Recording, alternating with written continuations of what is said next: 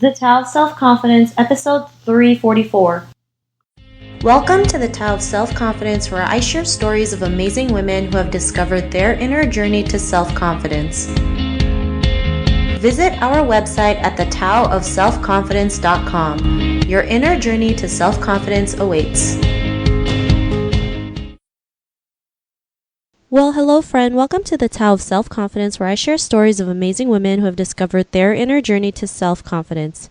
I'm your host today, Sheena Yap Chan, and today I have a phenomenal lady on the show today. She is the founder and CEO of InnovatorsBox, and I'm just really excited to have her on today to share her story. So without further ado, I'm going to introduce you to Monica Kang. Monica, how are you today? Maybe you can fill in a little bit more about yourself to the listeners. Sure. It's great to be here. Thanks again for inviting me. Excited to share my work and my story. It's like you have mentioned, I'm the founder and CEO of InnovatorsBox, where we empower leaders from all different fields how they can make creativity a practical toolkit and empower them to their next level of where they want to be. And so, yeah. That I guess, and then also I'm pretty active in the community side. So I also wear other community hats such as Startup Weekend, DMV Startup, and Starting Block, and all these other leadership groups in the DC as well as the greater entrepreneurship community. Awesome. Well, thanks for sharing that. And what's your cultural background? I'm Korean American. Thanks for sharing that. And Monica, what would be your favorite self-confidence quote?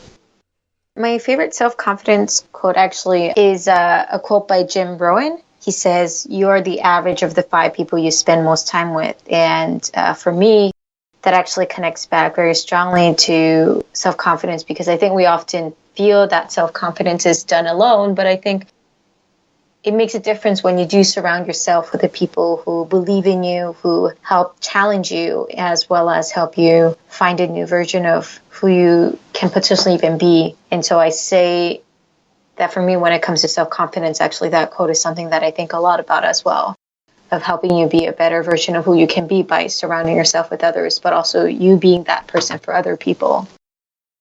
Thanks for sharing that. And, I totally believe who you surround yourselves with is totally, makes a big difference in your self-growth and self-confidence. Because when you surround yourselves with negative people, toxic people, you're attracting the wrong things into your life. So it's really important who you spend time with and who you surround yourselves with. So thanks for sharing that quote. And in your own words, how would you define self-confidence? I think self-confidence is when you feel 100% who you want to be without worrying about any labels or attachments. And that might be labels that society put, labels that you feel that maybe your loved ones might put, and really being excited about who that full version of who you are. I think that's when confidence is at its best. I like that definition that you mentioned, because there's so many of us who try to please our families, society, and we don't feel 100% ourselves, because we're still trying to put on this mask or this facade that we have to be like the good wife, the good daughter, good sister, the whole shebang. And when we can let go of those things and realize we can't please every single person, that's when we can just let ourselves be free to be who we are and live the life that we want. So great definition. And what was your life like before your discovery of self-confidence? I would say pretty tough. It's the short answer. I think for me, I've always had some kind of confidence, but then I think the level of confidence in certain settings were different. So I think before I fully felt like I can be who I am wherever I was going, I would be a little bit more risk aversive. I think I kind of worried what other people might think. I'm kind of still sensitive to people's energy, so I'm very attuned to, kind of warm people versus like people who are very cold, and I can feel that. Now the difference is that doesn't really bother me, or I don't try to personalize it like I might have done unconsciously when I was a lot younger. And for me, it's just a mere fact of like, people having different energy cycles of like, there's just people who are just generally always like a hugger, who like loves to hug and like just excited to see people, versus some other people are like nice, but like they're not necessarily with that type of energy. And I realized that just being more mindful for myself that, it's okay to know who are the people that I feel more closer to faster, because that's also part of self-awareness. And I might have I might think that I'm developing a great personality, but that might be still something that certain people might not like. And not trying to personalize it, I think is really important. And I say that it's important because when I didn't have those in the degree that I wish I'd had in the past, like I said, I felt very risk aversive. I think the unconscious paranoia really, I think, hits you there and makes you almost feel guilty for things that you shouldn't really feel guilty or even think about. But I feel grateful now because I think I even more appreciative of where I am now because of that entire journey. Thanks for sharing that. And Monica, what was like the point in your life when you realized like you didn't always have to worry too much of what other people thought, and you can go out there and do the things that you want? What was that aha moment in your life? I'm not really sure if there was one big aha. I think there were a lot of incremental moments, but I think the number one moment, one of the moments that I would say was realizing that, I've read the statement that just because, let's say, someone is upset and says something to you, it's not because of you. It might be something that they're going through. And I think there was a certain time during one of the work, when I was working, that someone was really mean to me of something, I think in the way they were ordering something or something in the way that they were addressing. And I felt very offended in the way that they were just communicating that. It kind of made me upset. And I was trying to personalize it almost at that point because that's how it felt. But then right around that time when another colleague noticed that and I was talking out the situation, he was like, oh, well, first, don't try to personalize it too much because actually what has happened for this person is that they were having a pretty rough day. I forgot the specific details, but I remember thinking to myself, like, wow, like later on, actually, that person even apologized to me and said, like, sorry if you felt anything negative. I was just going through a lot of stuff and I was really stressed when I didn't know how to handle it. And that stuff that we had to get done just had to get done. And I just didn't know how to control my emotions because I was really upset about the other thing that was happening in my life that kind of spilled over all the other communication. And I would say those are moments like that really reminded me, like, right, like, yes, maybe that person is upset about something to me, but I shouldn't let that have like an immediate downpour impact on how I feel. And because I care very much about people in general, I have to be reminded that when those moments happen to not take it too personally. If there's a way maybe I can be of help, you might actually be the right person to be of help as well, and you'll be surprised where you'll get. And so that's I think how I feel about it. It's not like there was one singular aha. I think there were incremental small moments like that gradually pushed me and nudged me and reminded me that, right, like it's not just one-sided and there's a way to shift the way you think about it. Thanks for sharing that. And, that's a great realization because, sometimes we just take things too personally, not realize it's not even targeted towards us. Mm-hmm. And when we can practice to let go of that, that's when we can start building more confidence and kind of learn to let go and keep moving instead of dwelling on it and overthinking about the situation. And, because of that realization, what's your life been like now?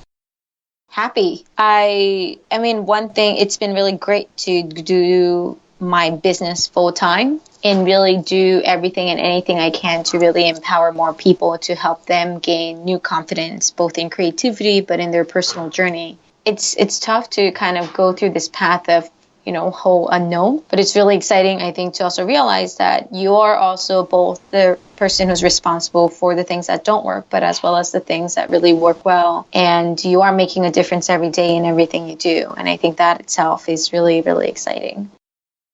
Thanks for sharing that. And, to the woman who's listening to your episode, she may be in a similar journey to self-confidence. What would be that one tip you would give to her? I would encourage, one, go with your own pace.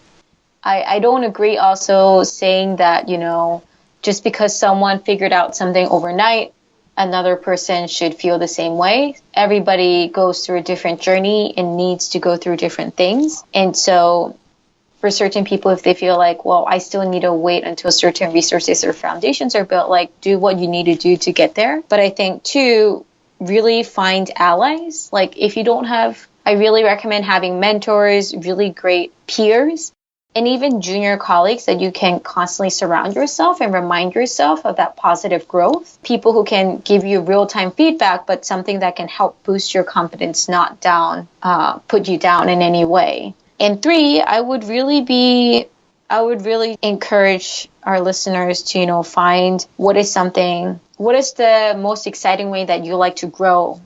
For some, it might be reading. For others, it might be traveling. For others, it might be watching TV, like watching documentaries, like whatever that form is, find what works for you and really dig into it. And, the more you invest in your own self, the more you will see.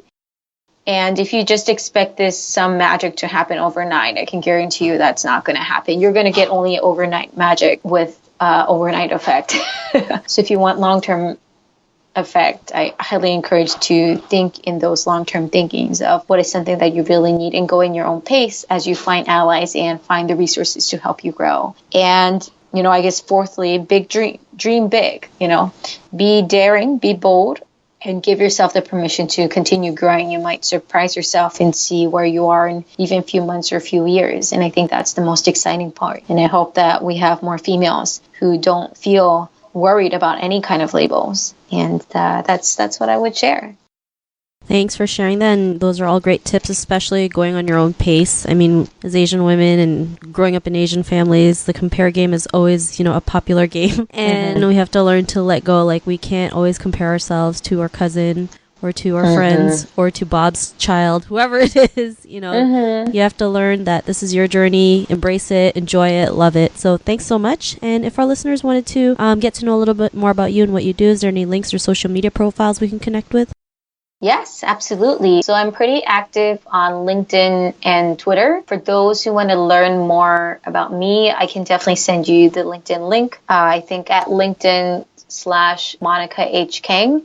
Same for Twitter. It's twitter.com/Monica H. Kang. And for my company, where I am also pretty active about sharing the work we do, as well as for those who's interested in creative confidence, it's InnovatorsBox. So InnovatorsBox, all in one word, both on LinkedIn, or actually LinkedIn, Facebook, Twitter, Instagram, any of those social medias. And so you can choose whichever platform that works best for you, but that will be another great way to stay engaged.